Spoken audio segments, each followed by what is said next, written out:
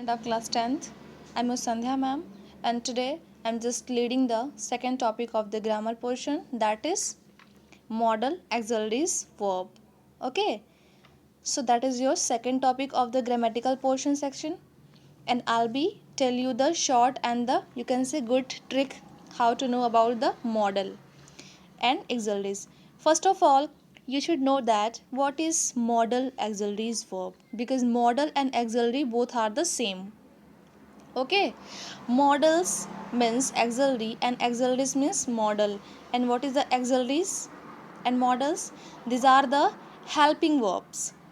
Okay, like is, am, are, will, would, can, could, should, must, might, ought to, need, dare. These are the modal auxiliaries verb. So first of all, we should see the definition of the modal verbs. So modal verbs are the helping verbs of the sentences. जो भी हमारे sentence या वाक्य में helping verbs की using होती है उसे हम क्या बोलते हैं? मॉडल और एक्सलरीज वर्ब. या तो मॉडल कहते हैं या तो एक्सलरीज कहते हैं. Both are the same and one things. Clear? Okay, this are the is, am, are, do, can, shall, will, dare, will, etcetera. Clear? अब आपका मॉडल कॉन्सेप्ट क्लियर हो जाता है. लेकिन बस इतना ही जान लेना काफ़ी नहीं है, because lots of extant form of the model has been given. There are two kinds of model in English grammar, but not. We have include the three. Okay, it's a three kinds of.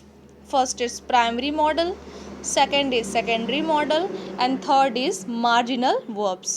Okay, सो आपकी model जो है वो mostly दो तरह के होते हैं. पहला कौन सा? Primary modal. दूसरा क्या होता है? Secondary modal. Okay, in primary modal we study about to be form. What is the to be form? In to be forms come is, am, are, was, were, do, has, have, had, does, etcetera. ठीक है, is से लेके has, have, had, do, does जितने भी forms आपके आते हैं वो आपके प्राइमरी मॉडल्स होते हैं. ठीक है, and if we talk about the secondary modal, it's a very important and very you can say fascinated in the modern time. In modern time we mostly use in our daily life. Okay, mostly हम इन सारे models का use करते हैं अपने sentences में now a days. Like can, shall, will, would, should, could, must, may, might, need, ought to, dare, used to. Okay, so extend using a model. I'll be tell you the further details.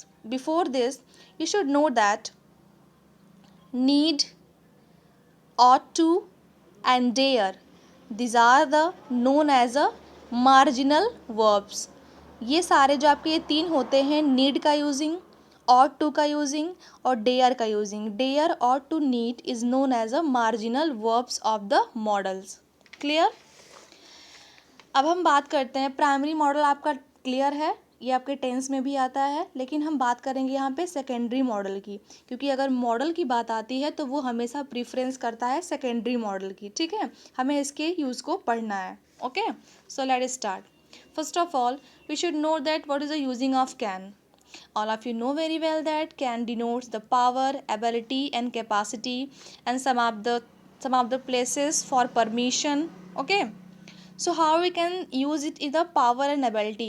For instance or example, अगर हम बात करते हैं किसी की ability, किसी की power की, तो वहाँ पे हम ये बोल सकते हैं कि वो ये काम कर सकता है, वो ये काम उसके द्वारा ये काम किया जा सकता है या हम ये कर सकते हैं. तो हमने यहाँ पे डेफिनेटली उसकी पावर की बात की, उसकी में क्वालिटी है, वो कर सकता है. तो he can lift the box, वो बॉक्स को उठा सकता है.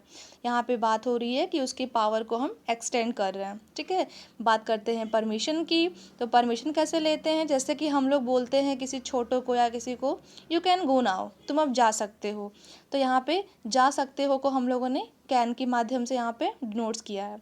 ठीक है, अब बात करते हैं यूजिंग ऑफ कुड. बेटा मैंने इसमें इंपॉर्टेंट ऑक्सिलरी मॉडल्स को लिया है जो कि आपके एग्जाम्स के लिए मस्ट होते हैं. ठीक है, जो आपके कॉमन है उसे मैंने नहीं लिया है. Using of could, all of you know that could is a past tense of the can. ये कैन का पास्ट होता है और इसे हम मोस्टली कह सकते हैं इन सारी चीज़ों में यूज़ करते हैं ठीक है, जैसे it shows the polite request and permission. Okay, so जैसे हम लोगों ने कोई चीज़ पास्ट वे में नहीं कर पाया तो हम वहाँ पे एक्सप्रेस करते हैं। अगर किसी ने हमें मॉर्निंग में 9 बजे बुलाया था, ठीक है, 9 बजे मॉर्निंग में बुलाया था मीटिंग में, तो हम नहीं जा पाते हैं, तो वहाँ के लिए हम यूज़ करते हैं आई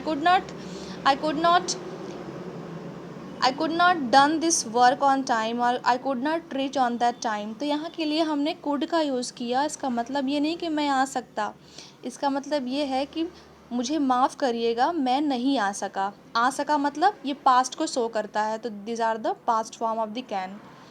अब ये कैसे पोलाइट रिक्वेस्ट को शो करता है, जैसे could I drive the car. हम किसी से बोल रहे हैं कि क्या मैं आपके कार को ड्राइव कर सकता हूँ, बहुत ही पोलाइटली वे में, तो यहाँ पे हमने कह सकते हैं पोलाइट रिक्वेस्ट को देखा। अब परमिशन की बात अगर किया जाए, कुड यू हेल्प, सॉरी, ये आपकी रिक्वेस्ट थी, ये आपका परमिशन था, यानी कि हमने यहाँ पे परमिशन मांगा कार ड्राइव करने के लिए। अब यहाँ पे हम देखते हैं कुड यू हेल्प हिम, क्या तुम उसकी हेल्प कर सकते हो, ठीक है, तो यहाँ के लिए हमने कुड का यूज़ किया। तो ये आपके पोलाइट रिक्वेस्ट के लिए यूज़ हुआ है और ये आपके परमिशन के लिए यूज़ हुआ है, ठीक है। यूजिंग ऑफ मे का मतलब